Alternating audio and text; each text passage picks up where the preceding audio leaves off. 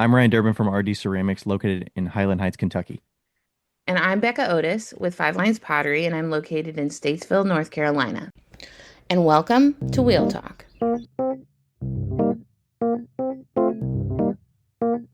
Boom. We're live, Yay! and Hi, we have Ryan. someone back again. Our Yep. favorite, Heidi Fahrenbacher, is back, Hello, everyone. and Becca is not here today. So it is No, just Heidi and I. no.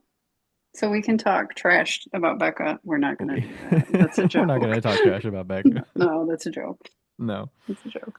no. This is one of our new kind of stand-in episode formats that we were kind of talking about for the new season. So we've done these before. Heidi has joined me very graciously a number of times over the years. So thanks for We joining me. have done one-on-one, you and I. Yeah, you and I've chatted Yeah, a couple times, and then Isaac right, and I have chatted a couple times. So we're just kind of formalizing having something with right. some new what I was calling stand-in co-hosts for an episode here and there. So Yeah, I don't actually remember the last time I did one with Becca.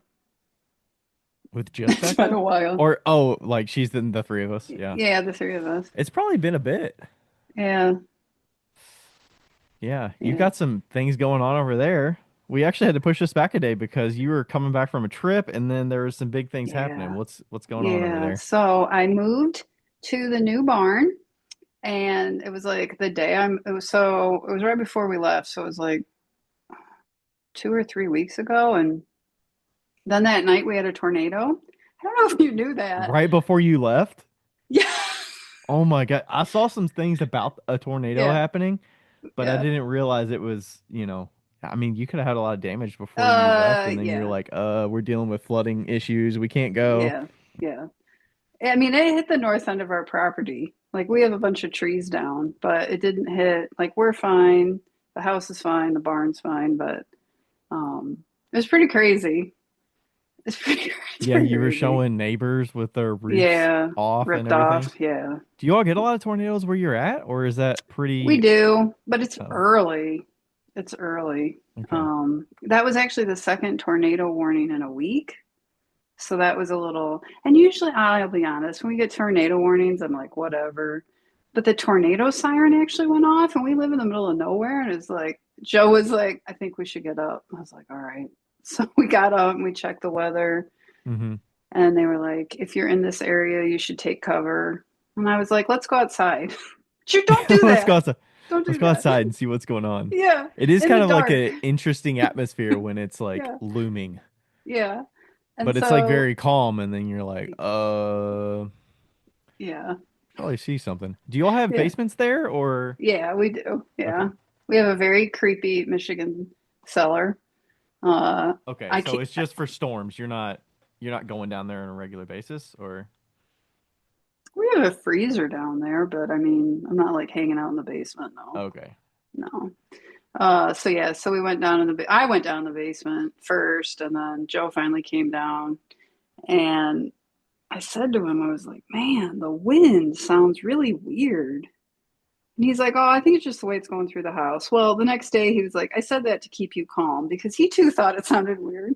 And come to find He's out, the calm one. He knows that if he supports what you're saying, yeah, then you're gonna be even more worried. yeah. So That's a the good next, that's a good partner right there. yeah, right. And so the next day, that's when we found out the tornado had hit, and it was crazy. I mean, it's still like it's just crazy how the trees just snapped off or like the tops twisted off. It's crazy. Yeah. I mean, big, huge, old trees. I can't even like wrap my head around it still. But luckily, it Oh, was in the part of property that's not close to buildings or anything like yeah, that, and didn't yeah. damage anything for you all. Mm-hmm. Yeah. Can you So, what hear about Joe? the Oh, studio? You're out of a coop and now into a barn. yeah. So I was planning on trying to get it set up before we left, but we didn't have power. So I couldn't really do much because when you live in the country, when you don't have power, you don't have water. And Hmm. we do have a generator, but that's only hooked up to the house. So, so yeah. Yep. So, what's the square footage of the new studio compared to the old studio? Well, the chicken coop was maybe 400 square feet, and then this is 1,200. Oh, nice. I Yeah, feel but like that's the a reasonable size. 1200 1,200, sounds manageable. Like when yeah, I hear people going into, I think Becca's old studio was like 3,500 or 3,000. that's big, I mean, that was like you kind of had to do a storefront because of where she was located, but that's a right? lot of space. Yeah, I think the old veterinarian clinic was like 1,700 or 2,000. So I got to get rid of some stuff, which Hmm. is fine. Well, Which because is you had fine. stuff in some storage, or was I that on the did. property or No, elsewhere? I rented a storage unit, so Hmm. yeah. I have a lot of shelving that I don't need. Hmm. A lot. I Yeah, have you don't, two. well, now you have just a big, it's just a big square room now, right? So Yeah, you gotta, there's only so much wall space that you can put shelving unless you make them yeah, islands or something and yeah. have them out in So the middle of the I room. need some big tables. That's next, big tables. Ooh, okay. Yeah, Sell yeah, some shelving, buy some table, buy some yeah, wood. yeah. Yeah, Joe's gonna make some tables. Yeah. nice. And then we ordered some built-in shelving. That should be here any day. So Sweet. yeah, All yeah. right. It's coming along. Yep. Yeah, so And then anything else going on? Anything else new? You doing some mm, sales or something? Doing some certain making cycles? Where did you go on your trip? we went to Destin, Florida, Oh, which we went to before, and we purposely went like after spring break. But I think like most of the northern part of the country has moved south, which I've heard. I've heard like a lot of people have migrated south. I don't know if you've heard that, but it was like crazy busy. Like, and it wasn't spring break. yeah. We used to go to So, Destin when I was a kid because Florida was always, like a 10-hour drive oh, from mm-hmm, Kentucky, from Louisville. mm-hmm, So, you kind of go to like West Palm, or what is it, Panama City Beach or Destin mm-hmm, or mm-hmm. some of those other ones that are, on the northern end of Florida Yeah, because you're actually on a beach and not having to go, that's far. to, South Carolina or something like that. But yeah, I haven't been to Destin in quite a few years. Call it the Pigeon Forge of Florida. I don't know if I should say that out loud.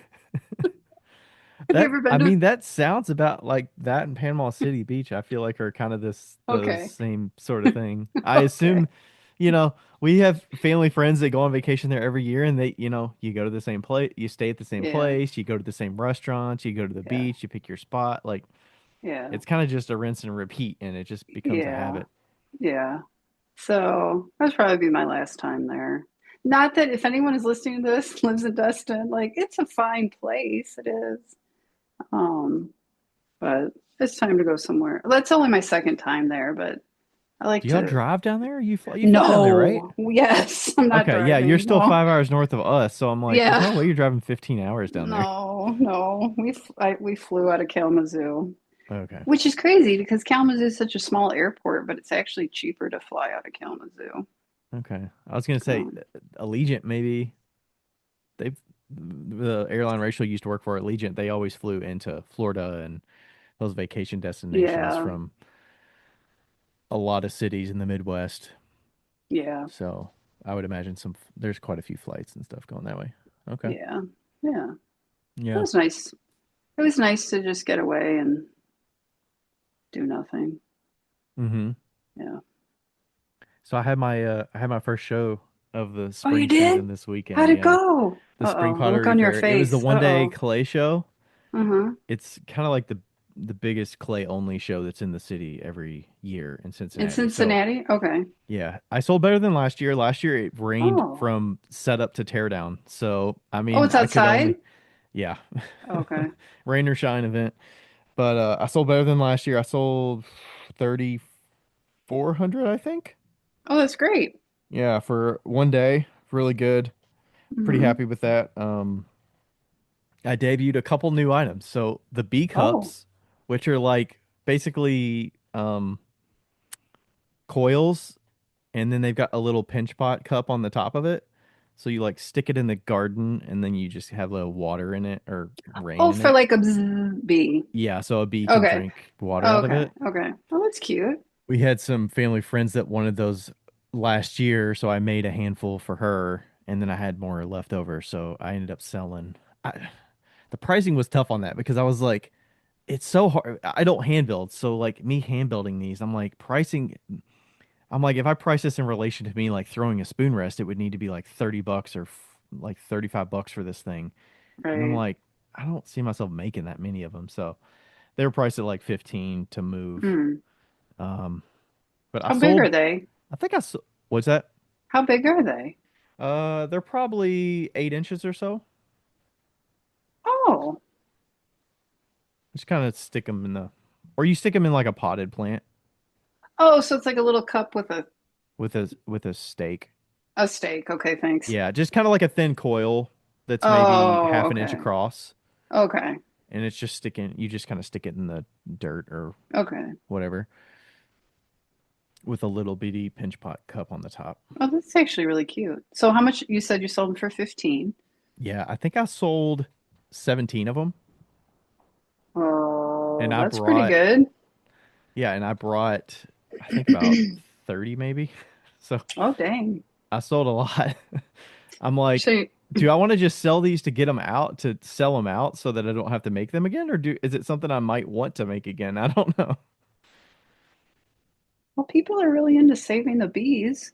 Yeah, I figured. I mean, it's the perfect time of year too. I mean, I didn't really have a good time to sell them in the past, so Hmm. it was one of those things that, yeah, I might as well bring them out. Yeah, 17 B cups I sold. Yeah, it's $255.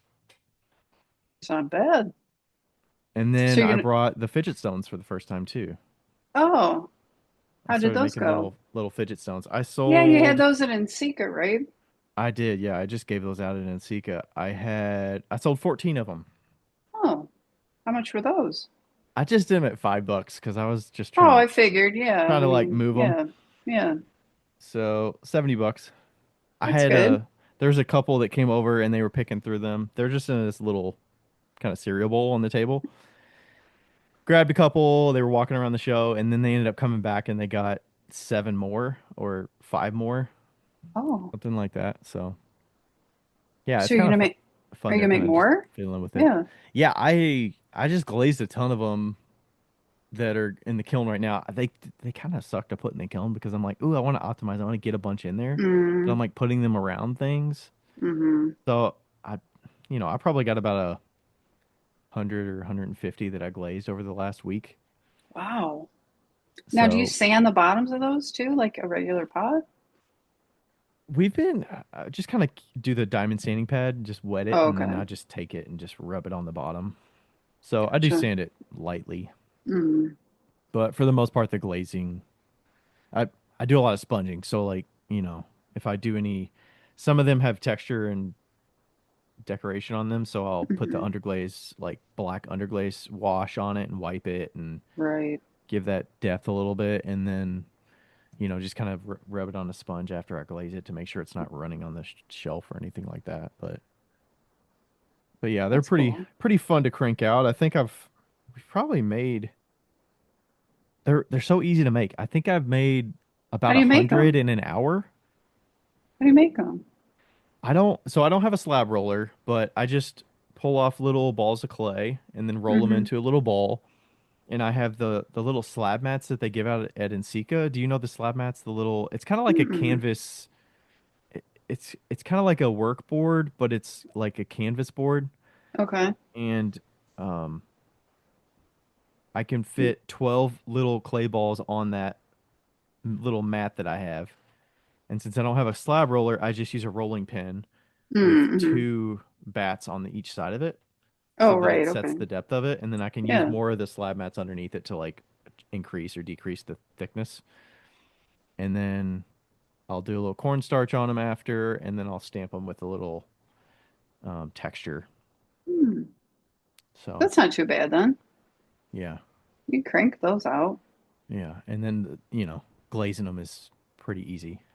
But Do you just paint the glaze on? or you dip them? I was dipping a bunch of them yesterday. I'll just grab Mm-hmm. them two fingers and just dip it in the top Oh, layer of okay. the glaze while I'm already glazing a bunch of those rounds of colors and stuff. I'll just every time I get to a color, I'll do 6 or 8 in that color. I have a question. Do you wear gloves when you glaze? I do. I like the Oh, okay. blue, what is it, nitrile or something like that. Mm-hmm. The blue ones because they actually like grip to my hand pretty good. Mm-hmm. Just because my hands get like really dry and Oh, okay. dipping like a lot of the pots I'll grab with 3 fingers and then if it's like a mug or a bottle, I'll dip it all the way down and then a little bit will get on my fingertips. So, I don't want to keep washing my hands and stuff. Or if Right. I'm glazing like a spoon rest, I'll use the tongs and then I need to get it off the tongs. Mm-hmm. So I like hold it with this hand and like get it onto the sponge and so yeah, I tend to like to do that. Do you? No, No? I don't. But I You see wipe your hands a people. lot while you're glazing or do you Yeah, wax your pots or I do tongs or wax. I wax the bottom of them. The reason I asked you is because I've seen more and more people in like reels that have gloves on, and I was like, did something happen that I'm not aware of that like now we need to wear gloves? I think it's just some people's skin gets irritated.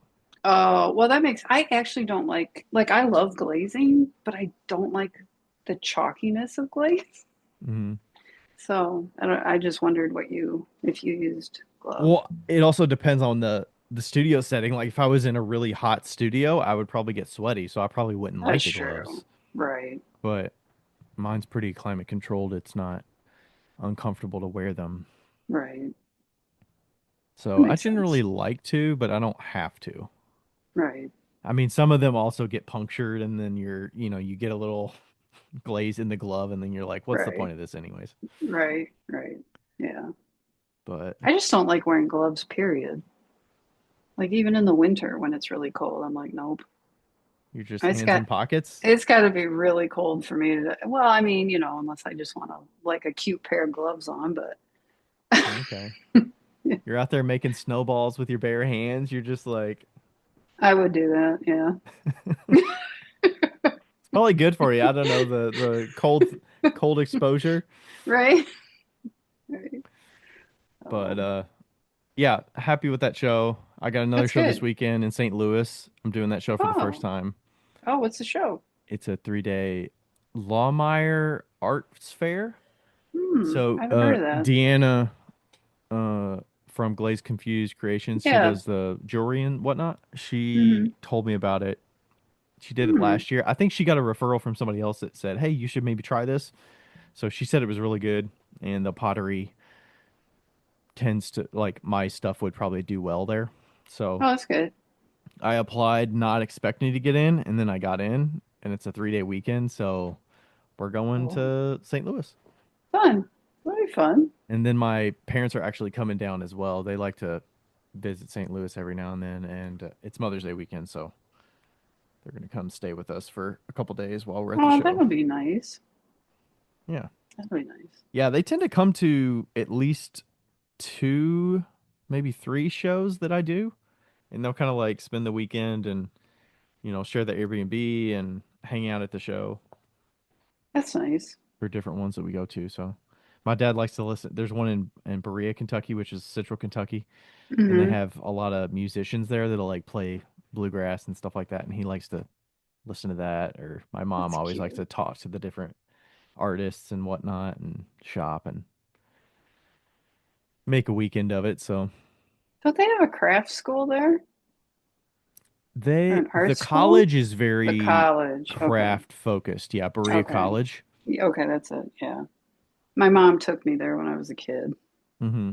I because think they have she, a like a shop or something that they actually mm, sell like brooms and I remember getting magazines. I think my grandfather or something always got their magazine, the Berea College magazine, and okay. it had I think it was student made like brooms and all the weaving and the like textiles and pottery and all this different Mm. things. So yeah, it's pretty known for their artisan arts and crafts and that kind of thing.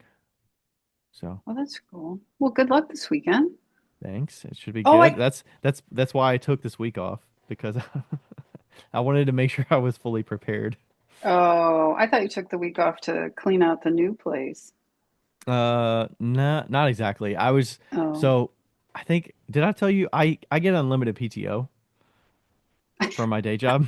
I think you did tell me that, yes. So and I don't get shit from them when I take PTO. So my boss is like, take as much as you want and do what you want. I'll approve it. And so I was like, well, I'm already gonna be out Thursday, Friday for going to St. Louis. Hmm. So I was like, why don't I just take Monday through Wednesday off, and then I can get more Potter stuff done and run some errands and the random things that you can't do at 2 o'clock in the afternoon because you're usually doing your day-to-day day job routine stuff. But Right. Is that the first time you've done that? no, I did it for 2 weeks last fall. I You called it my took two pottery weeks off? vacation. Yeah. That's nice. That's super nice. Do you want to guess how many days a year I took in PTO last year? Probably just 2 weeks. No, probably 4 weeks. 7 weeks.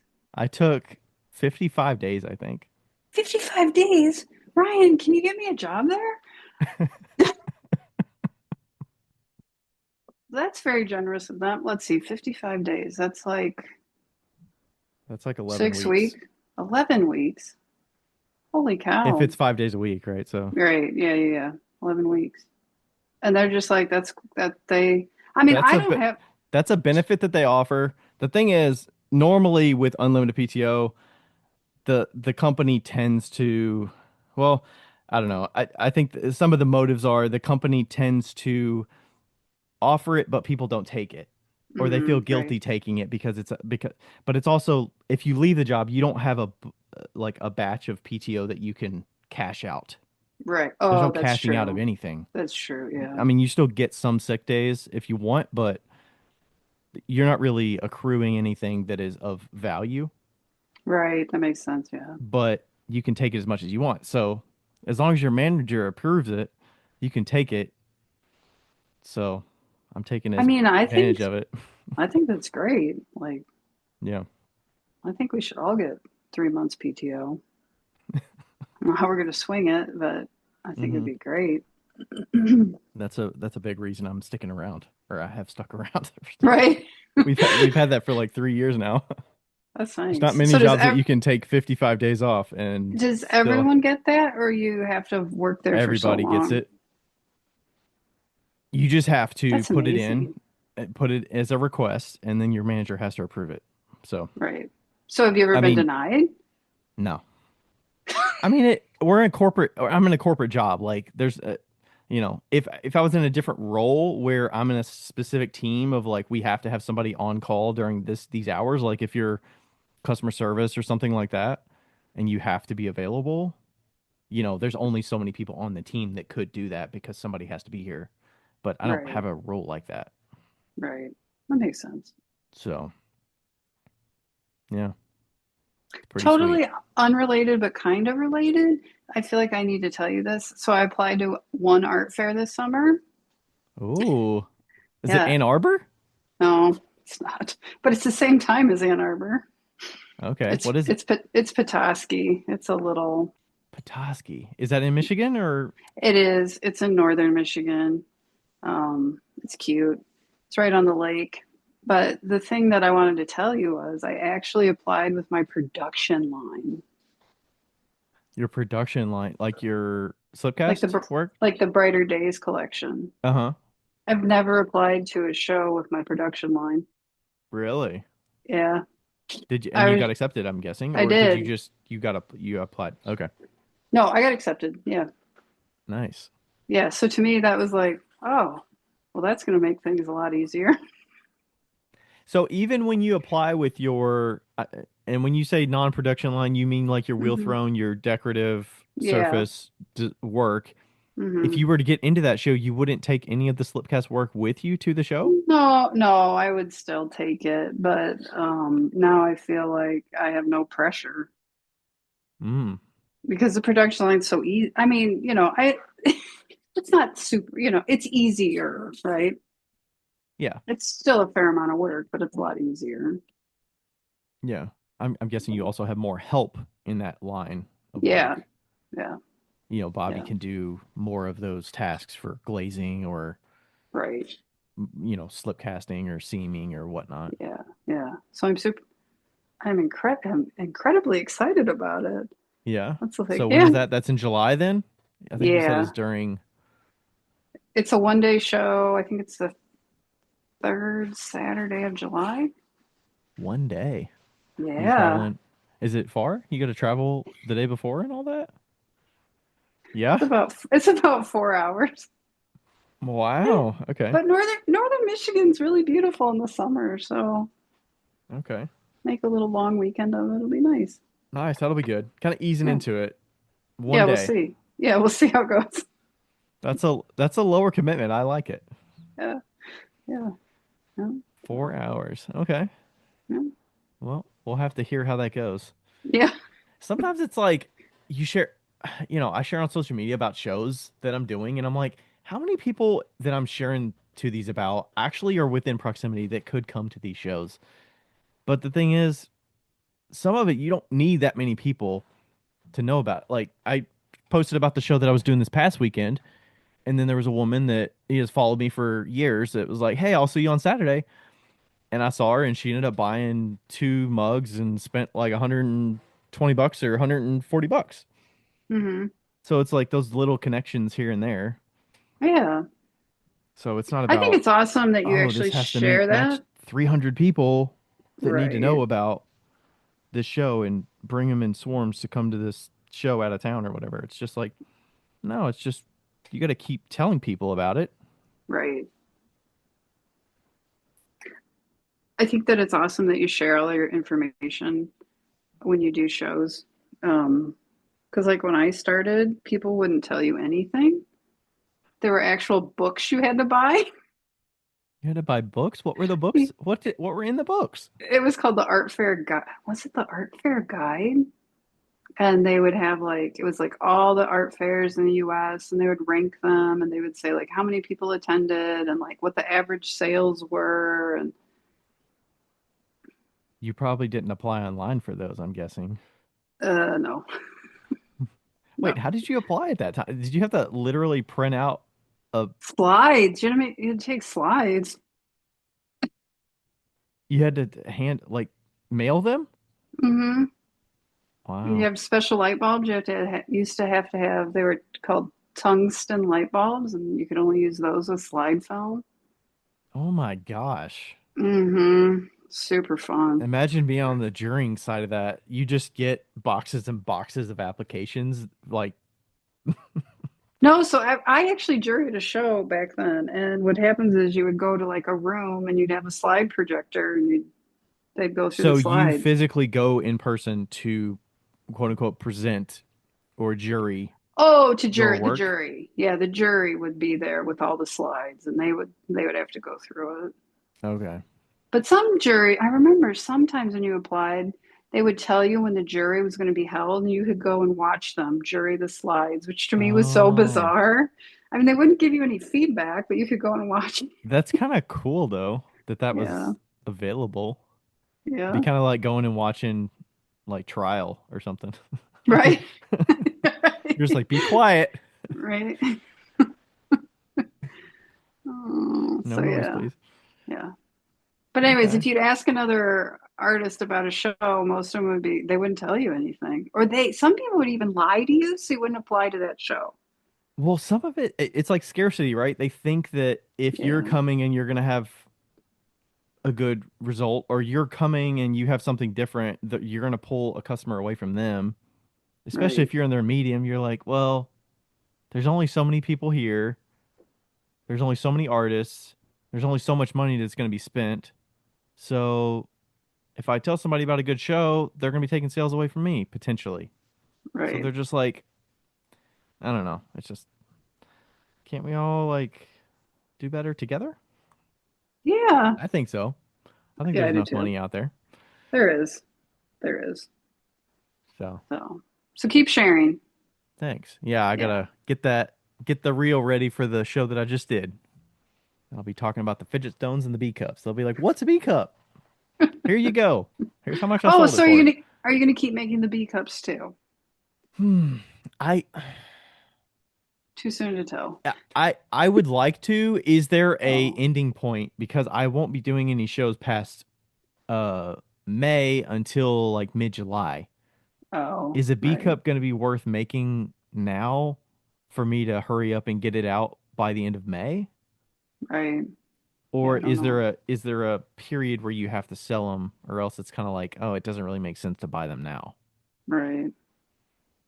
I feel like June or July might be not the season to be selling B cups, but I don't know. Like, if there's a drought, do they need water? I guess Beekeepers weigh in. I think I'll still make some because I actually did enjoy making them. Oh, It's just in relation to the production of other things that I can make. right, Because I don't actually think 15 is probably the price I should be charging for them. I should be charging right, more if it's going to take time away from other things that I can crank out and right. sell. But yeah, the hand building side of that was fun to do. I enjoyed it. I mean, there's some breakage because they're fragile. I'm not going to be shipping them anytime soon because they're Right. fragile. I But bet. Yeah. yeah, they're good. I'll I'll make some this month. I think I'll make some. See how that Wonder if goes. you could just make the cup and glue it to a stick. I think I've seen that actually. I think Oh, some okay. people have done that. You Oh, just they glue it have? on a like a metal stick. Oh, yeah. I think I've seen that. So you think I could maybe make that without it being all ceramic? Yeah. How much would you sell that for? Um, Less than $10 maybe? I mean, you could, but you could sell it for 15. I mean, you could sell it for 10 bucks and see how they go. Hmm. But yeah, I mean, that would make it easier and then they wouldn't be as fragile. That's a good idea. The glazing might be a little weird because it's kind of nice because it's on a stick, but I only glaze Oh, the cup right. part. So I just dip the cup. I'm holding the stick and I dip the cup at an angle and just swirl it, and then I get glaze the whole thing. But when I load it in the glaze kiln, I have to put it inside of a kiln post Oh, to like yeah. stand it up because I don't want it touching the shelf. So I have to like keep it vertical. So Right. it's a little precarious when I gotta glaze fire it if I was doing a lot of them. But You could do that glaze thing where people are like putting it on a yardstick. Have you seen those oh, videos? I've seen that. Yeah, they dip the yardstick in there, stick it on Yeah. the yardstick, and glaze Yeah. them. Yeah. Yeah, that's not a bad idea. I And then don't know. the firing would be easy. I would just wipe the bottom of it and sit it on a shelf and just put a bunch of them on the shelf Hmm. and then glue them onto the metal stake, I guess. Hmm. Yeah. We could, yeah, Okay. metal, wood. That's a good idea to cut some costs and time. Yeah. I Just might be like that. easier. I was just thinking less breakage, but Yeah. oh, All right. Should we do a maker of the moment before we get to the topic? holy cow, yes. Or should we just go to the topic? We got 45 minutes, Heidi. Okay. Well, I mean, we could just say our maker, right? Okay. Maker of the moment. Heidi, who you got? DePaul Pottery. DePaul Pottery, and that is Mm, spelled Depauw Pottery. yes. And I Yes. didn't tell you this before, but I actually did her as a maker of the moment before, but I thought What? it You was didn't good. tell me that. I know it's fine, it's fine. I think it's good. So, what drew you to our work? Her name's Rachel, Rachel DePaul. It's so funny What you about already her did work that do one. you like? Well, I like the color. And I like that. I like the graphics on it, the geometrical shapes, the color. I don't know what she's doing on these where it looks like I was talking to Ryan before this that it looked kind of soda fired. So I don't know if she's like glazing and then like wiping off the glaze or if it's like an underglaze pencil, but she's got some really unique ways that she's glazing Yeah, I her wonder if it's pots. just a thin coat of glaze Well, maybe, or maybe where it just looks underglaze. a little translucent, you know? Yeah, that's pretty cool. Yeah, so So, it looks like a lot of speckled stoneware, hmm, like a buff stoneware, and then a lot of underglazes and overglazes that are bright colors. yeah, it's nice. So that's Rachel DePaul, Yep. and looks like she's in New Orleans. Nice. A lot of functional pots. So Yeah. love Looks like those. she does a lot of custom address signs.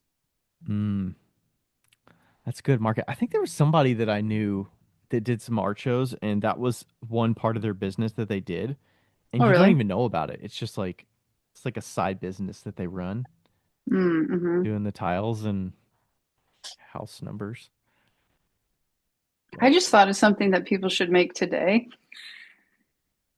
If anyone wants to do it, run with this idea, go for it. But I was like, you know what would be nice if you made like, and I'm not trying to be morbid, but like if you made like custom treat jars for your pet, and then a when they custom treat die, jar.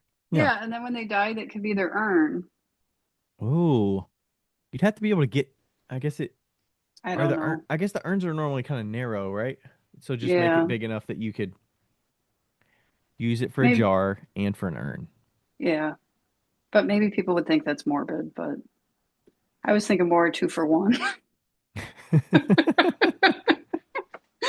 I mean, Well, it's because not if a you bad make, idea well, because I because was like, they, if you make a custom, treat jar and your pet dies, you're going to be sad that it's on yeah, your counter, and then, you could just transition into their urn, maybe. And maybe. then they would the pet probably loved the treats, so it's like a Right. sense of enjoyment from their day. Yeah, see? They heard whenever you open the treat jar, the sound of the treat jar, Yeah. and then they came running. So, Yeah. I mean, what do you do with that treat jar after if you don't That's use it for, that's what I was right. That's what I was thinking. yeah, you're just sad when you look at the treat jar. Yeah, unless you're like my mom's family. They had a dog, Buffy, and every time it died, they just got the same dog and renamed it the same thing. Oh my gosh. Buffy version 4. She told me that they did when she was a kid. I laughed so hard. I was like, what? Buffy. So anyway, who's your maker, All Ryan? right, my maker is John Brown Ceramics. I had to choose. John is newer to Instagram. He just started his Instagram. I don't know if he had another Instagram, but this Instagram just started in October of 2025. Very new.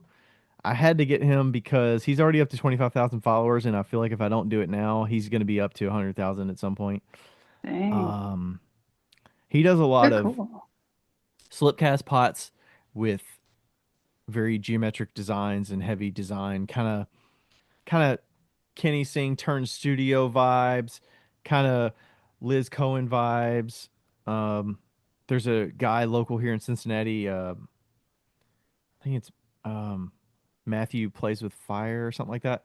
He does a lot of line work as well, and he peels tape off Oh yeah, I've seen and that. does very Hmm. satisfying videos. He's out of he works at Queen City Clay or has a studio there. So this heavy design, very like crisp and clean look. I mean, I Hmm. totally see why he's grown so much with his account because of just that. It's very attractive and very, um, yeah, just very clean and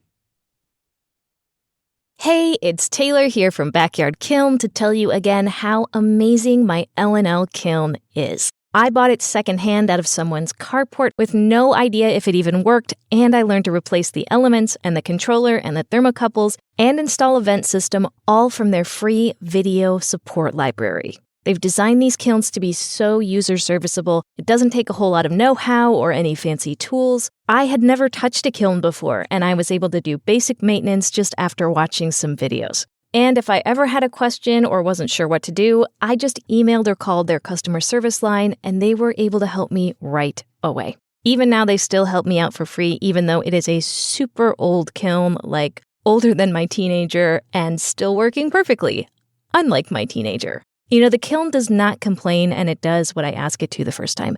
Anyway, if you are thinking about buying a kiln or upgrading the one you have, definitely consider L&L. They are all I want to use for the rest of my pottery career. Check them out at hotkilns.com. That's HOTKILNS.com.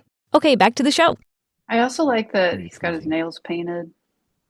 I Oh don't know if yeah, you noticed yeah. that. You see him in the videos here and there. Yeah. These are nice. I like when they're stacked and it's like the inverse. That's really cool. I don't know if you've seen that. How they So like one, it's like let's see. If you go Oh, I to see. Like where they're stacked together and they kind of the designs kind of match up. yeah, like the Yeah, negative that's space and the positive space. yeah, that's cool. Yeah, very cool. Yeah, because it's like the amount of I mean, I'm sure it's vinyl or whatnot on there to get it nice and clean, but just the amount of accuracy and detail that you have to do to Yeah, put that on there or tape. I mean, I see some of these are tape and it's just like, oh my gosh. yeah. I really appreciate this technique, but I couldn't do it. I'd get so frustrated. Yeah. Yeah, it's really beautiful. Yeah, it is. All right. John Brown dot ceramics. Look Yes. them up. John and Rachel. All right, let's get to the topic for today. Okay. So, the topic kind of started from it actually started from one question that we got, and then it kind of, I got a second question very shortly after, and they kind of tied together. I think they kind of piggybacked. Like one of them was um, a good kind of like, hey, I'm early in this process of learning how to make the work and growing and feeling really good about my growth. And then somebody else is like, well, I've grown a lot and I'm straddling multiple things, but I want to make sure that I can keep this sustainable and not, and maybe something that I can do full time at some point. So I'm going to go into the first question. The first question came from Lindsay. And to give you the context, she's about a year into selling her work and things are going really well. She's in a few shops, doing some shows and growing really quickly. And she's really excited about the momentum so far. But she's saying, I'm loving every second of it, but people around me are telling me I'm might be doing too much. So her question is basically, how do you know if you're growing at a healthy pace or if you're heading toward burnout? And should you actually listen when people tell you to slow down? So this is, I'm guessing I think she's probably in the first couple of years of making. You know, she's still early. Yeah. She's got, family and um, kids and whatnot. So, that's kind of where she's at. Lindsay Oh, she Thurston. does have family? I mean, I didn't. Yeah, further down, Okay. my Oh, husband it's and got the kiddos are whole. best supporters and want nothing but the best for me and the Okay. creative ceramic world. Okay. So she did a little bit answer it in the way that she was talking about it herself as she was writing it, but kind of was, I feel like you kind of hear from people about, oh, you're doing too much, you got too much going on. How do you, you might want to, slow down or, oh, you So might when not want, you're people, too ambitious or something. right. So when people say that to you, Ryan, do you like listen or are you like, whatever?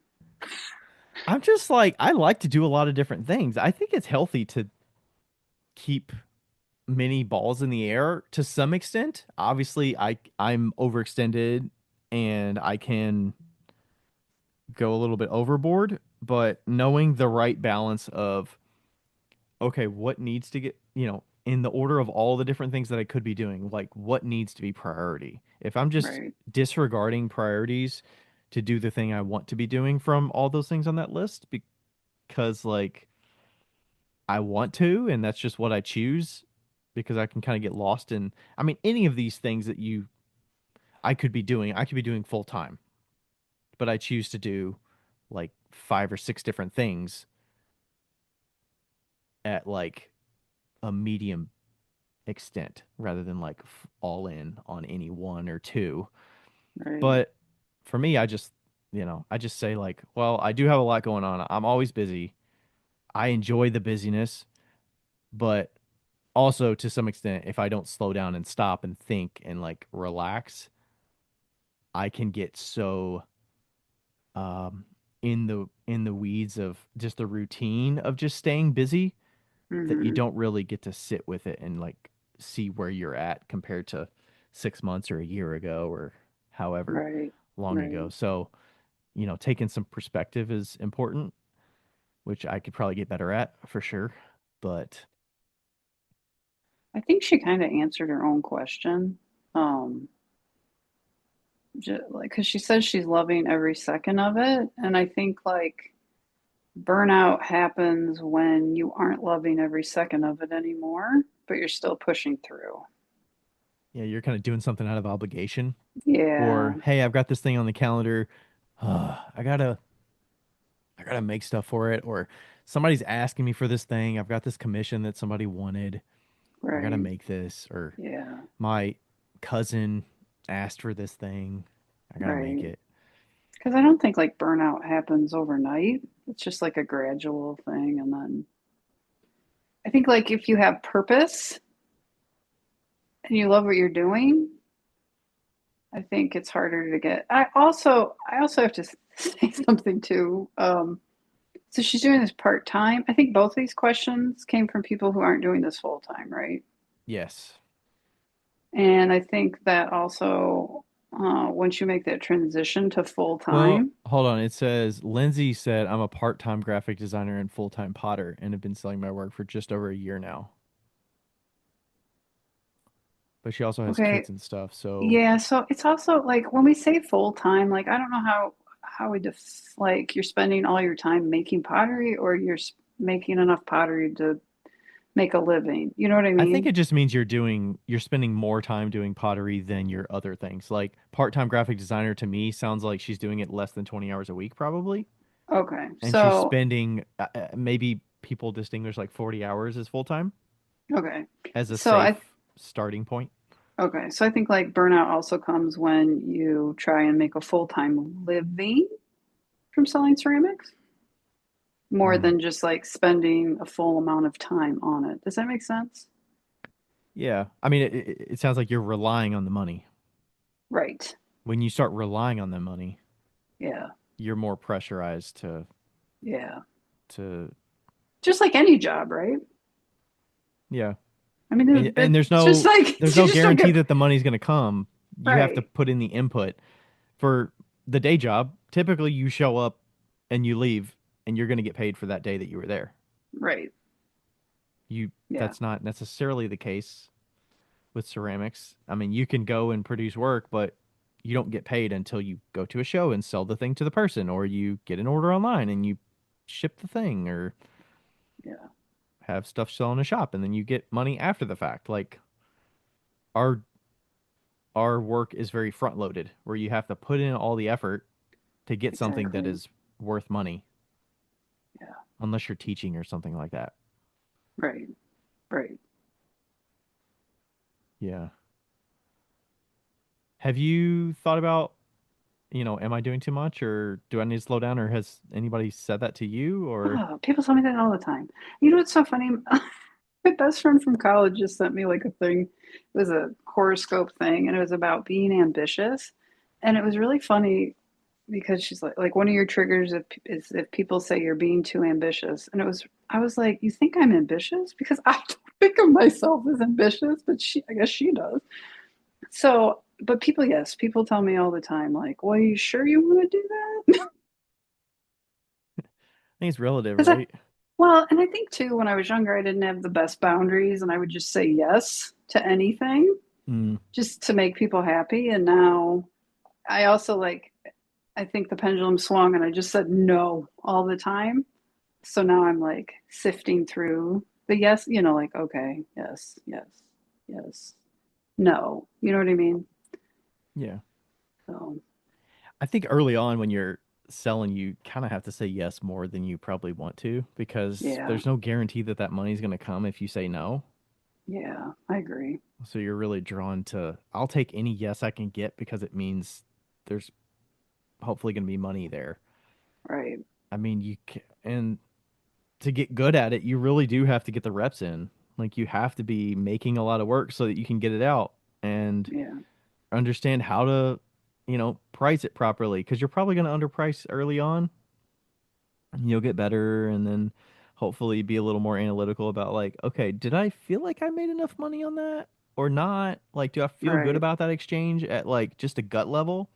And if you don't, like, you could probably go up in price, or Right. um, and So then do you you think feel when more comfortable saying no when you don't actually want to do something, or you find ways to talk to customers about like not just flat out saying no in a rude way, but you say like, if I were to do that, you kind of give them the layout of like, okay, if I were to do this, this is how much I want up front. Like I need a deposit of this amount of money so that you're not doing work without being paid for it. hmm And this is how much it's going to cost in the end. This is how much time it's going to take, you know, build in some time for right. testing and all that stuff. Yeah. But So do you think when people say they think you're doing too much, do you think that it's from a place of concern or they're projecting or both?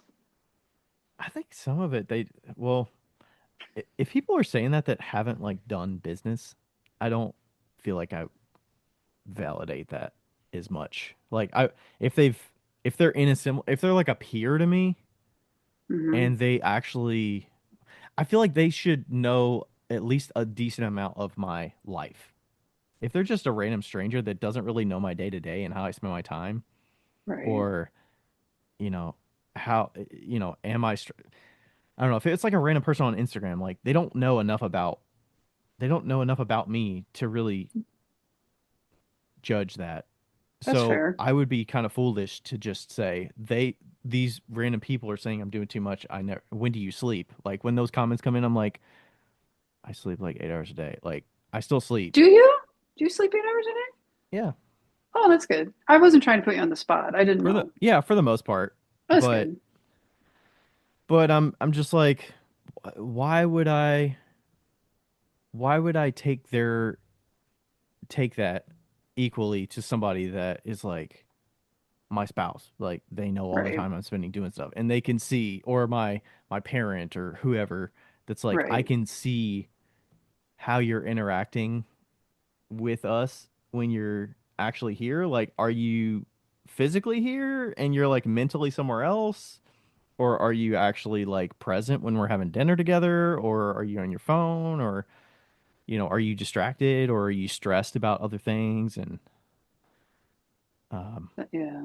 that kind of stuff. I mean, I know that I do too much, but what's the alternative? I guess I would have to get rid of some things, and I don't But do want to you get rid of think the you do things that too I do. much? Do you think, yeah, but do you think you do too much because like you feel like you can't do it all or because you feel like people have told you that? Like is it Um, or I both? think I don't know. I could do each of the different things better if I didn't have as many things on the plate. Mm, yeah, Because that makes sense. I want to give focus and I want to give enough attention to something. But I do feel like I am skilled when I am sitting at a meeting for something and I'm prepared to do it, or like coming prepared to talk right now. I feel like I've prepared enough over the last couple weeks to feel good about showing up to talk about this topic Right. because I've used pockets of time to be prepared for this. And similarly for other things, like if you show up to a meeting for, you know, a role that you're a part of, like if you're a part of a committee for an event that's coming up and you literally didn't do anything since the last meeting we did, Mm, like you're showing up unprepared. Like if you can't even spend the time to be prepared for the things that you're showing up to, maybe there's some other things that are taking your time that, or maybe you should not make that a commitment because you're hurting the organization that needs you to be like be present. a part of the team. hmm So, but also I don't know like what the capacity is because some of it is just I I think like the ability to like have good tech skills. Like I can be pretty efficient because I can use technology in a way that helps me and I can like keep good notes and go back to it and I have a good memory and all that kind of thing. I don't have a lot of people talking to me on a daily basis, so like that would drain me. Mm, So I think I'm in a good uh mental space that uh I'm not overloaded mentally so much that I can't focus on the thing that I'm scheduled to focus on when I have like Um, a commitment or something. that makes sense. Yeah. But I don't know. It's hard for me to just say, "Oh, I want to like cut this out." Like Oh, stop doing this well, thing because I'm like perpetually I've done this historically, so like why would I stop doing it? Or like what's going to lead me to stop doing it? how I like got over that because I used to feel that way too. I just instead of being like I'm quitting, I would just say I'm taking a break. And that just Mm, made me feel better because it was more open-ended and like if I wanted to return to it, I could, you know. yeah. I did that with the Clay Alliance. So I'm the treasurer. I'm on the board of the Clay Oh, Alliance, you're which is still our on clay the guild. okay. Yeah. Yeah, so I'm on the board and I when we were closing on this house, I said I like communicated to the board and said like, "Hey, I'm planning to spend the next couple months focusing on this new house that we purchased to get it going as well as my show schedule is very heavy in the month of May. So I'm going to forego going to the meeting in April and May, the board Mm, meeting that we have. I'll still do my basic duties for treasurer, but I won't be doing extra like board duties, mm-hmm. which are usually split amongst the board members. But I tend to do a lot for that organization, and it's all volunteer. So it's kind of it's one of those things that I've served on that organization for so long that I have a lot of knowledge Mm-hmm. from what we've done, and I have a lot of tech skills of things that I can do efficiently that maybe others don't have the same skill set. So I tend to be the go-to person for a lot of things. But I was like, I'm not going to be doing this, this, this, this, this. Here's the people that you should rely on for those things during the next Mm, 2 months. So I'm kind of like taking a pause a little bit and checking emails a little less and responding to things that maybe I would have responded to and jumped on for a quick 30 minutes that I needed to spend doing that thing. And I'm just like, nope, I've done more than I need to do, and I could probably pull back. yeah, that's fair. And then I'll go back and see what needs to be done when I jump back into it in June. Yeah. And it'll probably be fine. Yeah. It'll be So, fine. and then we didn't do our backyard craft show this year as well, which is the one we hosted at my parents' house. Oh, yeah. We didn't host that. Rachel and I decided not to do that this year back a couple months ago before we were purchasing the house. Mm-hmm. So that was another thing that we stopped doing. It was kind of tough because, but also it was like Rachel was kind of on the fence about it the last couple of years. I was, Mm, I still enjoy it, but it's like, oh, we've been doing this for 6 years. What's going to stop us from doing it? But I was kind of like, hey, we got other things we're working on. We have other priorities. right. So it's So fine to then you take a know how pause to on it. pivot, Mm-hmm. right? Yeah. I mean, Mm-hmm. you don't, yeah. I didn't know how to pivot. It was all or nothing. Yeah. Yeah. What about the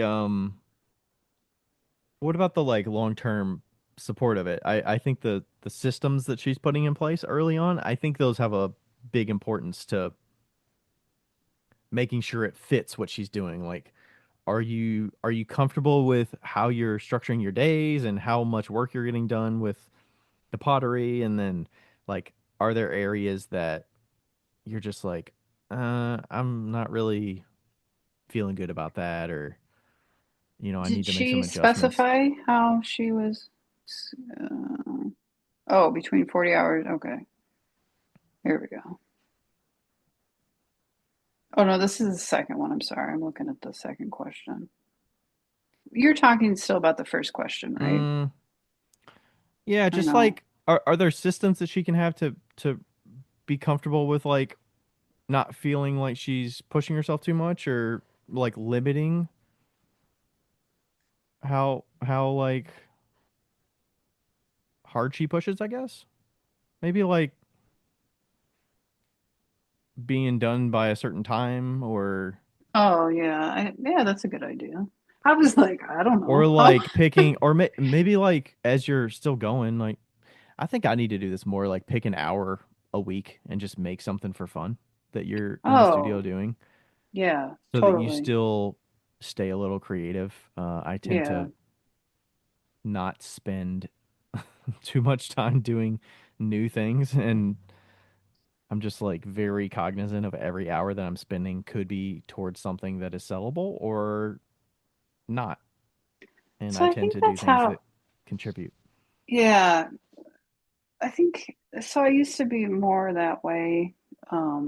Hey, it's Taylor, here to tell you about another great way to improve your pottery making. If you've ever wished your carving tools were just a little more flexible, Bushcraft might be worth a look.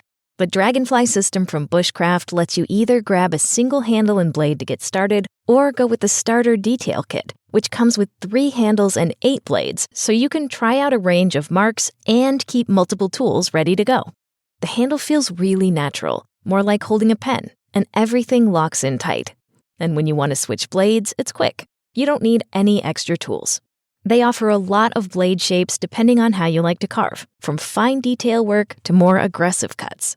And the nice part is, it's not expensive to keep up with. Replacement blades are affordable, so you can actually use them as much as you want. If you want to check it out, head to bushcraft.shop and use code BKWheelTalk26 for 15% off your order. That's BUSCHKRAFT.shop and use code BKWheelTalk26. Some exclusions may apply. Okay, back to the show. More structured. But I just felt it was like at one point I'm like, man, I feel like I'm suffocating myself. Because Like, you had to fit yeah, to the schedule. yeah, like sure, this is awesome. I'm super efficient, but it's like I'm kind of taking the fun out of everything. And I'm not saying you're doing that at all. I'm just saying that's what I did. Um, Hmm. Yeah, it so kind of feels robotic. It's like, am I, you're back to a job. You're like, right, am I right. working to So live or am I living to work here? Like, what? right. So when you said like leaving at a certain time every day, I'd be like, all right, I'm going to leave at 4, no matter what, Yeah, which is it's like, which this is is how much okay. I get done what I get done. It's not, did Right. you get every single thing done on your to-do list? Because I don't know about you, but I tend to overestimate what I think I can get done. Yeah. And I'll just keep working at that list if I don't get it Yeah. done. Right. But then like some days it's okay to leave before 4. You know what I mean? Like I'd make myself stay even if I was exhausted. And then at that point, it's like, well, I'm not even that productive because I'm so tired, you know? Right. Like you have to be flexible enough to realize that too. Hmm. So, Okay, so maybe this is a good transition to the second question. all right. So let's say you don't slow down, Mm-hmm. and the next question is from who's it from? It's from Jamie, Mm-hmm. and that's kind of where this question leads. So this one's from Jamie. It's kind of on the other side of that same coin. She's working a full-time job while running what's basically a full production studio. She's stocking multiple galleries, managing a storefront, or managing her pottery business, not necessarily a storefront, and doing 20 markets a year. And she describes herself as a one-woman production line, trying to keep up with a lot of moving parts. So she's trying to figure out, how do you actually structure your making schedule so your kiln is working as hard as you are, maximizing your limited time that you have without running yourself into the ground. And then ultimately, how do you build that into something sustainable to go full time at some point? I liked her mentioning the kiln thing because I feel like I've been doing this for a long time, and I don't know Mm-hmm. that people think of it this way. Do you kind of understand what she's talking about with like the kiln working? Like I try to like turn the kiln on at the end of the night so that it's working while I'm sleeping, so that I constantly Yes. have things going on. Yeah. So to the listeners, Ryan sent me notes and I actually answered that what I do is I always fire on Fridays. So like the kiln's Both working bisque on and glaze, or no, usually just bisque.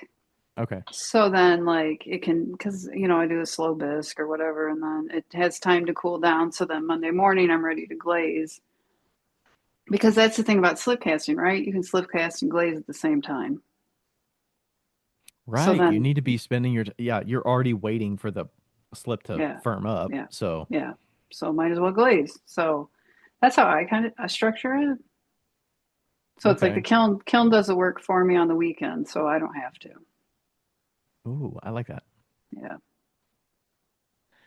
Yeah, I was doing this in kind of like a kind of like in a mini way this week because I was thinking I was kind of working backwards from, okay, I have a show this weekend. The latest I can, obviously I can't be making new things to get it out Right. for Thursday. I have to leave Thursday morning or Thursday afternoon. So working backwards, what can I get done and finished by Thursday? And then work backwards of how many kilns can I like loading and letting it dry and unloading it and getting it sanded. Like how many days are we talking here? And then I'm like, okay, well I can glaze enough work to fill at least one kiln load, fire that, and then maybe a second kiln load. So, prioritizing what I could be doing, I'm like, well, if I get my kiln firing, I can be working on other things while it's firing Right. that I might need to be getting done for my next show that I have next weekend or the weekend after. Right. That might Yeah. be, starting that cycle all over again with starting new pots. But the priority is I need to get things done for this weekend. So Right. I spent Sunday glazing, Monday, Erica did some glazing as well. I loaded all the stuff yesterday as well, fired the kiln. It's cooling. And then this morning I woke up and I still had pots that I could fill the second kiln. Mm-hmm. So I actually started my day glazing because I was like, okay, I'm gonna get glazing so that I can load this second kiln, get it going. Today's Tuesday afternoon, and then once I start that, I can leave and do my errands and, you know, do Mm-hmm. the Yeah. podcast, and I can be doing other things while this kiln is firing because it's gonna take 13 hours to fire or whatever, Right. and we'll get a lot of pots done. I'll get them unloaded, and then Erica can come tomorrow on Wednesday and sand a bunch Wednesday evening before I got to leave on Thursday. So it's Yeah. kind of like, structuring it that way. Usually I'm not working that tight to the schedule. Yeah. That's And tight. also, I don't know how much of this work I actually need for the show, but Okay. I'm like, well, there are a lot of fidget stones I would like to take with me because I would like to have a variety of those. But, some things that I need to get, like, those should be first priority. Like, what do you have to have for this show? Or, what do That's you what I was need going to to get ask done? you. Or Yeah. what forms do you have to, in Your some best instances, sellers. there's like forms that I can throw and then just thumb the bottom off and they just dry. So like those are Mm-hmm. easy to make, or like sponge holders or or not sponge holders, spoon rests or cups or something like that. Mm-hmm. But those single pieces that don't have to have attachments put on them, like those are pretty Right. efficient. But if you're putting handles on things or you're carving yarn bowls or you're cutting out sponge holders, like that's like a two-step process at least. Right. So you Yeah. have to kind of batch that. And yeah, I don't know, it's like stuff I don't know. I guess do you just kind of learn that stuff? Because I think I just kind of naturally learned it of how to Yeah. run my So like, studio. yeah. So I usually make like the biggest pieces first, and like the pieces, like you said, two-step pieces first, right? Because they'll need longer to dry. Hmm. And then I do the things that don't need attachments or that are smaller towards the end of the week. So usually my production days are Monday, Tuesday, Wednesday morning. Then I clean up Wednesday afternoon and then Thursday so I can get the kiln going Friday. Hmm. Are you slip casting throughout all of that as well? Or is slip casting, because you're not doing Slip two part casting would be items, slip casting? Monday, Tuesday, Wednesday morning. So all Okay. day Monday, all day Tuesday, and then Wednesday morning. I Hmm. mean, if it's super busy, I can slip cast all week. Well, and I don't know what it's going to be now because I have a studio at home. I might go slip cast in my sleep, but Well, are you the only one slip casting, or does Bobby do some of that too? Or is it yeah, more, Bobby does it. Bobby, okay. Yeah, we both do it. And you Yeah. have enough molds that you can, get them out of the mold and then have a new mold that you can fill, or do you just refill it immediately and you just keep slip casting for like 4 hours? No, we have enough molds. Okay. We have a lot of molds. Yeah. Yeah. Yeah. Okay. Yeah, then you So, fill that kiln pretty quickly, yeah. doing that 3 days a week at least. Yeah. So, Okay. What about the task like making new clay? I don't know if you're making the slip, or if you're like prepping the clay for so I throwing or whatnot. When do you do those tasks? so I just I just quit making casting slip Hmm. because when I was moving to the new studio, I was like, I don't want to get it dirty. So I have one like 200-pound batch left to make, and I was just going to make it outside once it gets nice out. But I had Laguna make my slip for me. So it's just in Okay. boxes ready to go, and I just have to dump it in the table. Okay. So you're not like, oh, we're getting low. You Yeah, slip cast, okay, slip casting for maybe 2 weeks or 3 weeks, and yeah, then you've got to spend 2 days the beginning of the next week to produce slip or make slip, is what you yeah. might have done in the past. Oh, yeah. So what I used to have to do is I'd make slip on a Thursday, and then I would let it sit until Monday. Ooh, okay. Yeah, because, well, especially with stoneware slip, you want all the particles to get as saturated as possible. So you want it to sit that for that long. Okay.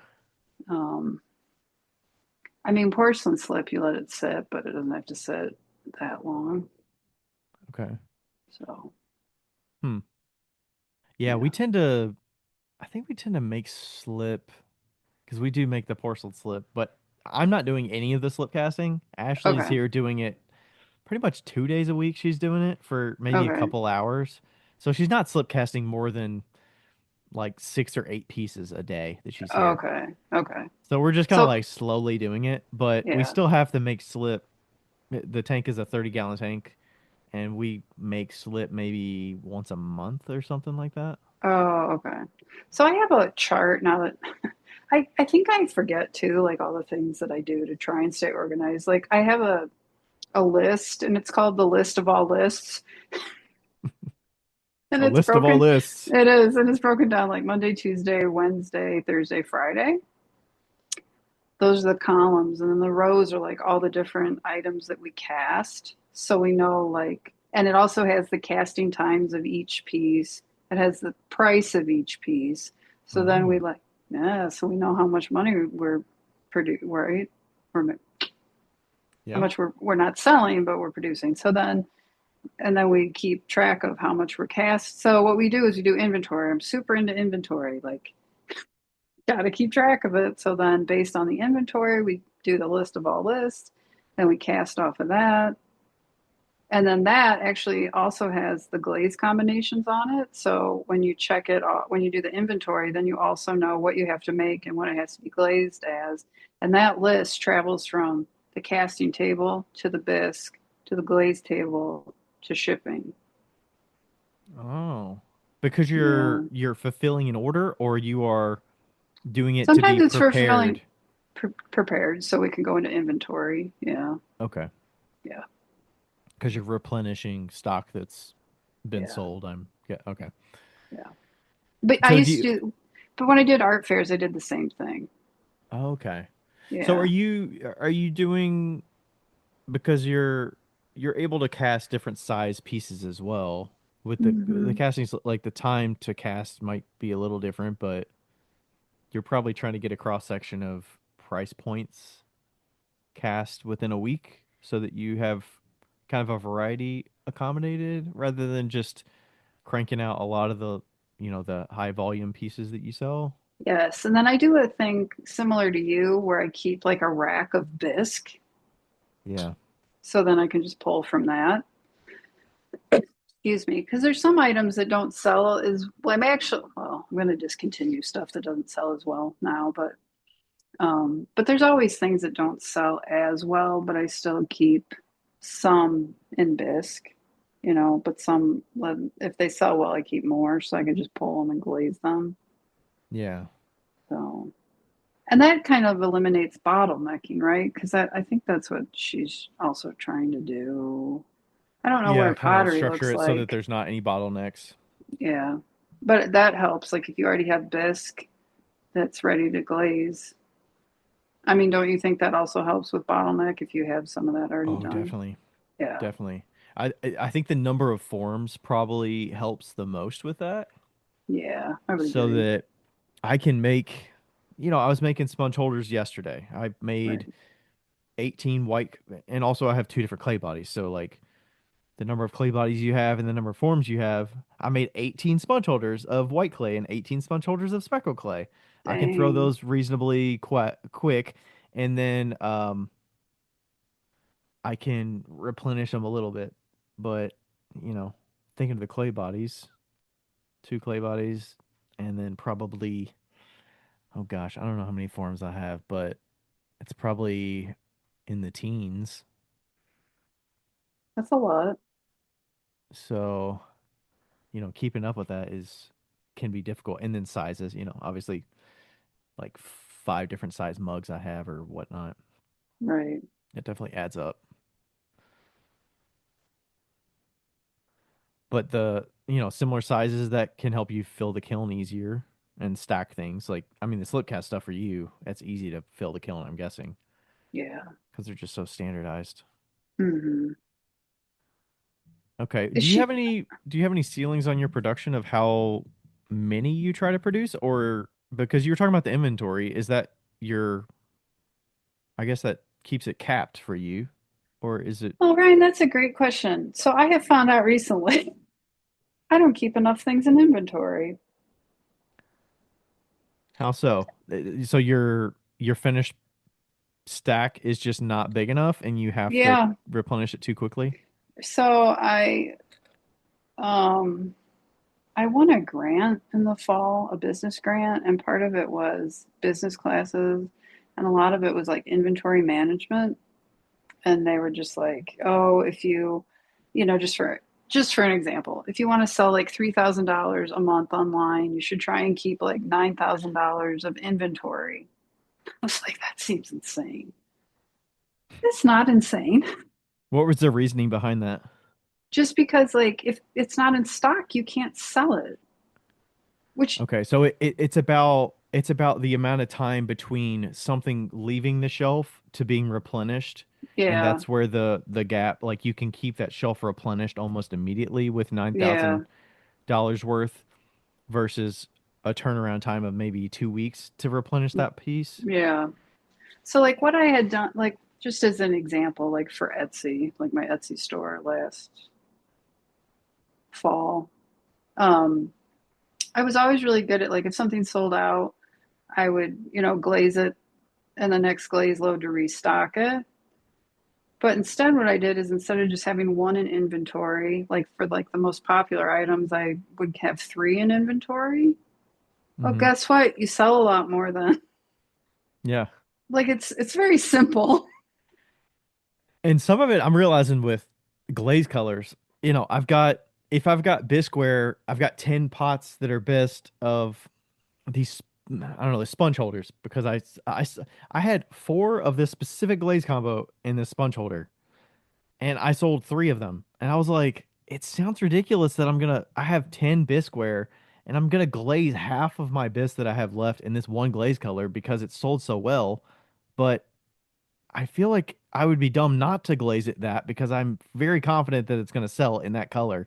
Even though Yeah, I'm like, I've got like 15 colors I could do, why would I choose this one color combination? But when the results tell me that it's sold the best, I should glaze it more. But I yeah, probably need to replenish the bisque faster because I can't glaze other colors too. yeah. So, So then I started keeping more in inventory, and then I also kept more in bisque, so you could turn around faster. hmm Because like what was happening? Oh, go ahead. Are you still regularly glazing every week too? Because you could also see a bottleneck where, oh, you're putting off glazing too long, so you don't end up with finish work. You're increasing the Bisqueware Mm, shelf pretty quickly, but you're no, not we. keeping it moving. I think like the longest is every 2 weeks, but usually once a week. Okay, that's pretty good. Um, yeah, but like, what was I gonna say? Oh, well, Joe has told me this for a long time. He's like, people have more money than you realize, and I'm like, whatever, but they do. So they do, they do. Hmm. People will be like, I don't want one vase, like I want eight. And I'm like, you want eight? But if I don't have eight in inventory, some people aren't going to take the time to write you and be like, oh, can I have eight? They just want to go online, buy the eight, and have them shipped. And so what I started Right. doing too is like I increased the inventory like plates so people could just buy a set of dishes. They didn't have to because I used to always have it like people would contact me, I'd make them a set of dishes. What I started doing is like keeping more plates online so people could just come buy a set of dishes, Right. which makes sense. Do you have your what is your turnaround time on that? Are they considered quote unquote made to order? So you can deliver I just them, like keep ship them out within 7 days or 10 days, or is it like ready to ship? ready to ship. Okay.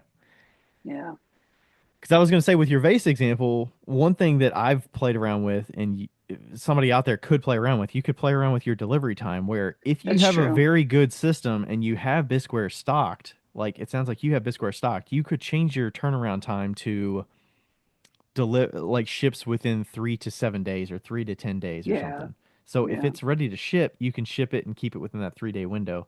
But if it's something that Right. you have to take off the bis shelf, glaze, and fulfill, 10 days is probably not out of the question Right. if For you me, can I keep with your system. I But agree. For me, I like to just have it in inventory because then you know how ceramics is,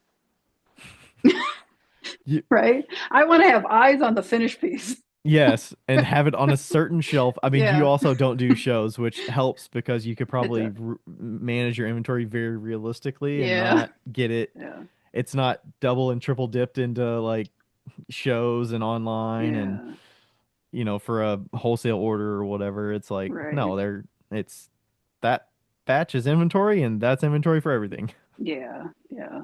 So I don't know Yeah. if that answered the question, Yeah, I think the but I think a lot of it does come down to inventory. inventory management, just keeping that process going. I Mm. I definitely have had to learn to let go of certain forms. Like Yeah, be fine that I can crank out cereal bowls, but I don't have to have cereal bowls if they don't sell. Like it's fine to not make them. And it's right, fine to just be like, you know what? I'm just gonna have a handled bowl. Like I'll sell 10 of these handled bowls for every one cereal bowl I make. So why even make the cereal bowl? Just put a right. handle on Like it and it sells for way more money. I sell these large bowls. They're probably like 10 inches. I don't sell them. I don't sell them. Like I'll sell like one here or there, but I mean, I'm like, I'm gonna stop making these. Like, Yeah. I just And I don't don't think it sell has to them. be a grand thing that you announce that you're No, discontinuing things to no. artificially drive sales before Yeah, people want you to right, get rid of it. And then that like puts a question in your mind. You're like, wait, people are buying it. right, Do they really want it, or are they buying it right, because of the urgency that it's not going to be there? right. Oh, that was the other thing I was gonna say too. Like, I think somehow it got like put up on a pedestal selling out your shop, right? Yeah, Everybody wanted to sell out their shop. yeah, Well, if your shop's sold out, you can't sell anymore. You know what I mean? yeah, You know? yeah. All the people that are stumbling upon you on Yeah, random days, they're yeah. left unsatisfied because you're not available when they're available. Right. And I know, like, for me, I always felt bad if my updates didn't sell out, but that was just my ego. People still bought stuff, they just didn't buy it, that day. And so, like, finally, when I like said to myself, "Hey, get over yourself," like, you know, people still buy it. Yeah. I think so There's, much of the drop stuff has to do with marketing. Like you have to just market yeah, it so well and build the yeah, hype. And I'm just yeah. like, I don't want to build the hype. Like It's a lot of work to build the hype. it's so much work and I'm like, I would rather go to a show. Like Yeah, I mean, I get it. People hate the drag of all the show work that goes into it with the packing and trekking and setting up, but I don't know. I enjoy it a lot. Plus, I think I'm better at talking to somebody in person than doing the Hmm. marketing thing online to build the hype. Like Right. to me, the hype building is a little artificial for me, Hmm. and I would I rather get just talk that. to somebody in person to sell my stuff because they're literally standing in front of me. Like I'm not competing for. There's not like ads all behind my booth trying to offer you other things that you could be buying Right. There's no while I'm pop-ups. trying to sell my thing. It's like, no, you're physically here in person in my 10 by 10 booth, and you Yeah. can see every single thing that I have available, and I can Yeah. talk to you. So it's Yeah. like, I don't know. I don't hate shows. They just take a lot out of me. Yeah, That's all. they do. They do. But maybe this just doing the production line, if it goes well, maybe it's a turning point. Yeah. Would you ever have somebody like take like your stuff on behalf of Bella Joy Potter and sell it? Like if somebody was willing to work a show for you? Like if Bobby was, Yeah. because I mean, technically he works in the studio, right? Or if there was somebody that was really outgoing that really wanted to do this shows that could set up your booth for you, sell it, and you give them a commission or something, Yeah, I'd do that. or you give them a day 100%. rate, Yep. you I would would. do that. Yeah. Like one time, there's this show in Kalamazoo. It's called the Garage Sale Art Fair. And one time I got the flu and I couldn't do it, but I had signed up. I really needed the money. So my mom was like, I'll do it for you. I was like, really? She's like, yeah. So the show goes until 4 and it was like 2 o'clock and she showed up at my house and I'm like, what are you doing? She's like, I This sold shows out. I was like, you sold what? out? What? She's sold out? Oh my gosh. And You're she like, like can you hands do me every show for me from now on? she hands me a wad of like $3,000 and she's like, I'm going home. And I was like, what just happened? Oh my gosh. Yeah. So yes, I would totally because I think it's easier to sell other people's work than your own sometimes, you know? Oh, I agree. Yeah. I think it can, Yeah. yeah, I think it can. And also it's interesting if you just swapped somebody in there. Like there's been one or two instances where Rachel and Erica sold at my booth before. They Hmm. didn't sell as well as I did, but it was like their first time selling at a show in place for me.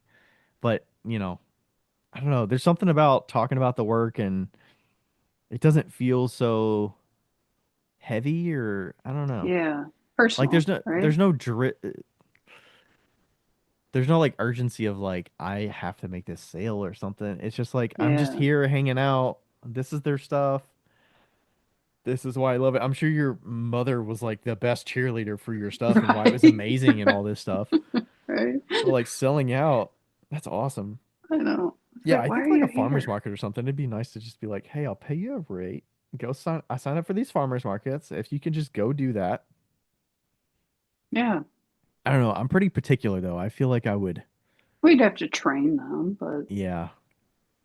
But you I would do mean, that but think reasonably. I about feel it. like I could set up a booth or we could trial run it out front, just be like, here's how you set up a booth. Here's how I want you Hmm. to set it up. Bring the weights and I mean maybe you get to pay for some overhead of other materials or maybe they just come to your house and pick up all the stuff the day before, load their car up and do it and then drop it off after. I don't know. It sounds like a lot of work for somebody to just come do that for me for a day, but I don't know how much money would be worth it to somebody to do that. You ever do I've seen farmers markets where there's like a tea company that's in about an hour and 15 minutes south of me. Hmm. And they said they have representatives that go to different farmers markets and they live in that Hmm. region. Like Hmm. they live like 15 minutes from the one up here near me. So they're just like, yeah, we just pay a day rate and we send them all the stuff and they set up for us and then they tear down and they're handling the square checkout for you and they just do that for a rate and it doesn't have to be the person that makes the stuff. Maybe it's just I feel more connected because I actually physically make the pieces that I want to be there to represent the pieces. So a few years ago, I applied. There's the Kalamazoo Farmers Market near me, And I applied because I was going to do that. I was like, I'll apply. My friend Maria can go sell my because she's an early bird. So I asked her, you want to do that? Because I think the hours are like 7 to 1. She's like, Mm. sure. Funny thing is, I didn't get into the farmers market. What? Got the rejection. I laughed so hard, but I was like, okay, well, what are you going to do? Yeah. But I was willing to try, but I was rejected. Yeah, I just have to cut back. I was intentionally cutting back on shows this year. So like the farmers markets that I might have taken here and there, I'm just like I can't do these some of these shows. Like I would like to do Mm-hmm. more shows, but I can't physically do them. So it might be to the point where it might be interesting to try that. But then it's like, do you have to produce more work to fulfill that? And then how much money is it costing you for them to go out there? If they sell $500 at a farmer's market and you spend $100 for them to be there, is it worth it for $400? Right. So I also found out somewhere along the way that when I started doing less shows, I made more money Oh, yeah. because I more prepared. I had more Oh yeah, yeah, yeah. energy, You have way right? more of the items Yeah, that are more right. Back to potential for inventory again, sale. right? Yeah, You come prepared yeah, with like 8 of this thing that is the most popular rather than like right, 2. right.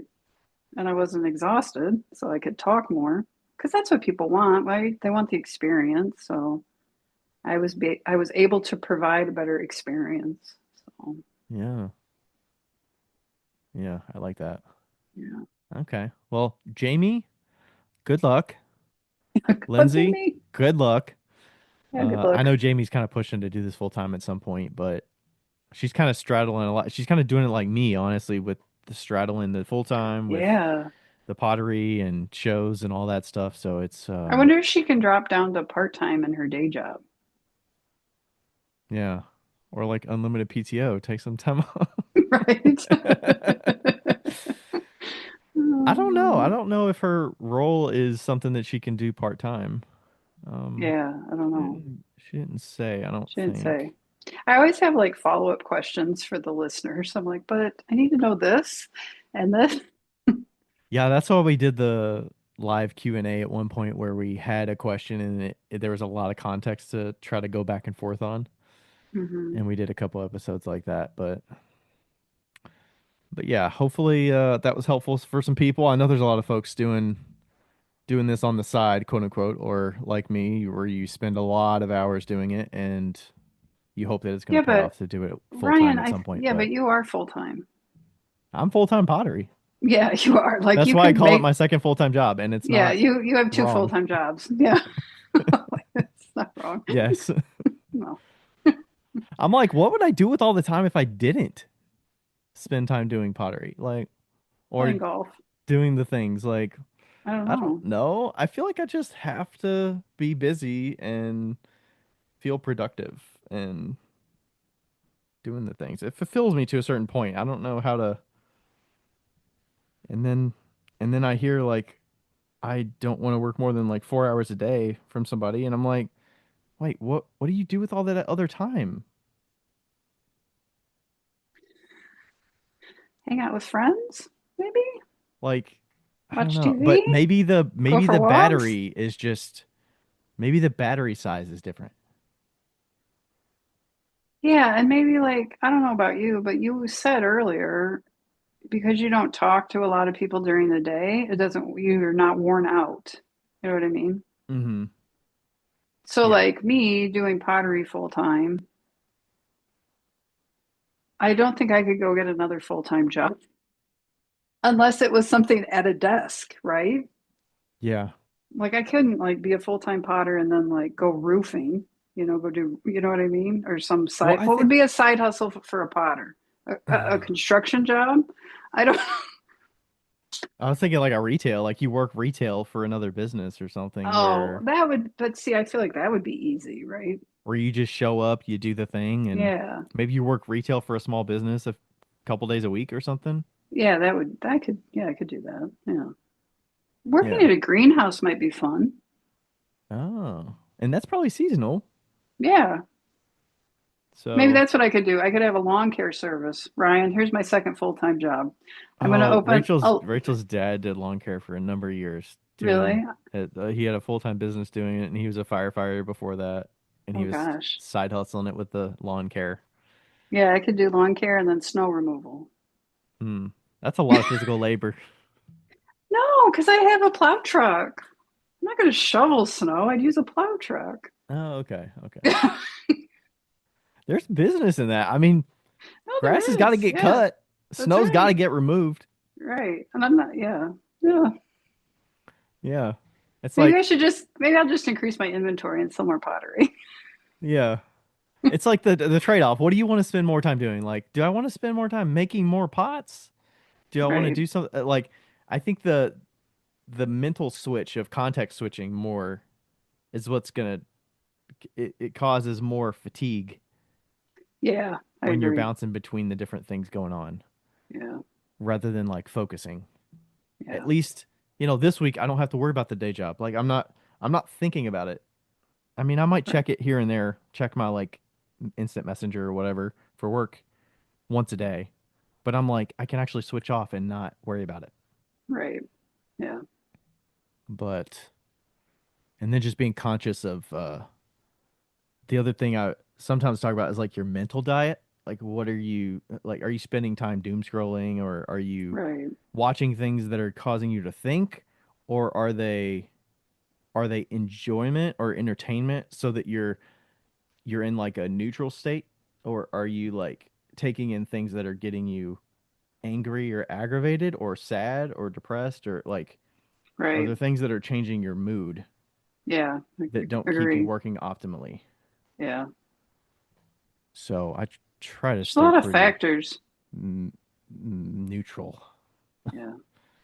but there's plenty of things for me to focus on a daily basis. So Right. Yeah. I don't know. All right. Well, We thanks did for it. joining us, Heidi. We I made think it. this is our first podcast under 3 hours. Congratulations. Yes. Thank you for joining us once again. Yeah. Yeah. Bella Joy Thanks Pottery. for having me. It was fun. Yes. And we'll look out to see how your show goes in July.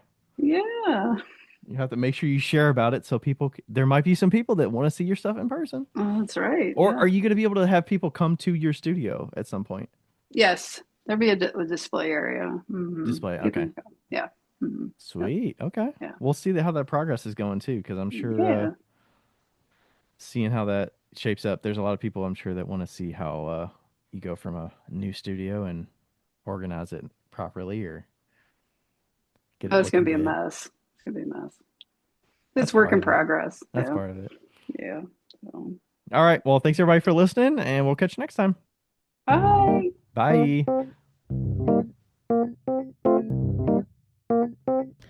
Hey, y'all. Thank you for listening to the show. And we also want to thank Lindy and Ashley for all their help with everything that they've done over the years for Whale Talk. They are our Instagram heroes, and they answer all your questions and then send them to us if we need to. And we also want to thank you for listening and also participating. If you want to support our show, the best way to do that is to send us questions and to review us on whichever platform you are. So we haven't had very many reviews so far. I mean, you can even leave us a bad review. We'll make fun of you, but you can. And sending us questions always helps us with every episode that we do so that we can make it the best that we can. I hope you enjoyed the episode today, and I hope you enjoy this season.